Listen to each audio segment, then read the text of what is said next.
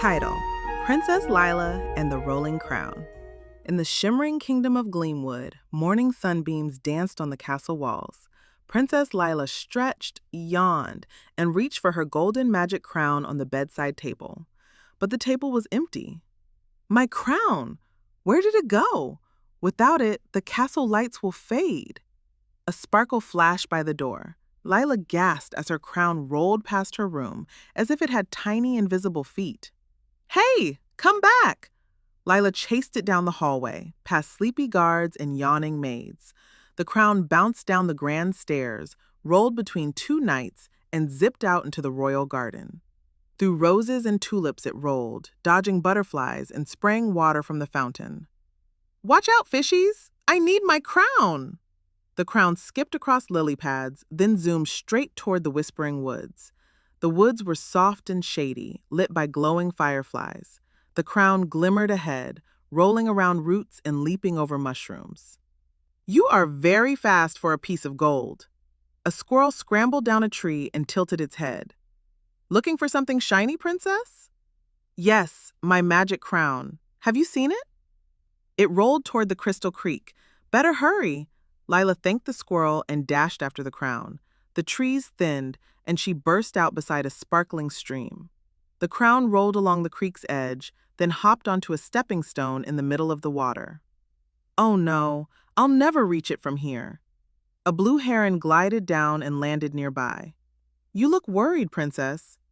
My crown is in the water, and I can't swim across in this heavy dress. Try the shallow stones, trust your balance. The creek will help you. Heart thumping, Lyla stepped from rock to rock. The water sprayed her shoes, but she kept going. At that moment, the crown gave another little hop and rolled down the opposite bank, heading for the Hill of Echoes. The hill was steep and rocky. The crown zigzagged up, wobbling but never stopping. You are the most stubborn crown in all the kingdoms. Lyla climbed after it, slipping, catching herself, and pushing on. Halfway up, she stopped to breathe. Maybe I am too tired. Maybe I should turn back. A tiny light floated before her. A glow fairy hovered in the air, wings buzzing like a hummingbird. Princess Lyla, why are you climbing so high with such a heavy sigh?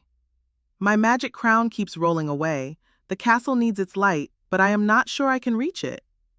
You have followed it through gardens, woods, and water. Your courage shines brighter than your crown. Keep going. I will light your path.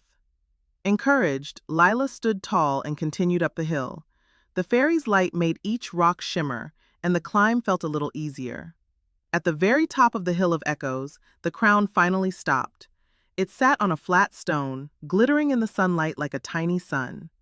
I did it. Lyla walked slowly toward it, this time not running, not grabbing. Magic crown, you took me on quite a journey. Thank you for showing me I am braver than I knew. She lifted the crown and set it on her head. Light burst out in soft golden waves, rolling back over the hill, across the woods, and into the kingdom. Lamps in the village flickered to life. The castle windows glowed warm and welcoming again. Princess Lyla walked down the hill, smiling at the fairy, the heron, and the squirrel who waved from the trees. Next time my crown rolls away, I will know. I can follow any path, no matter how twisty, and I will not give up.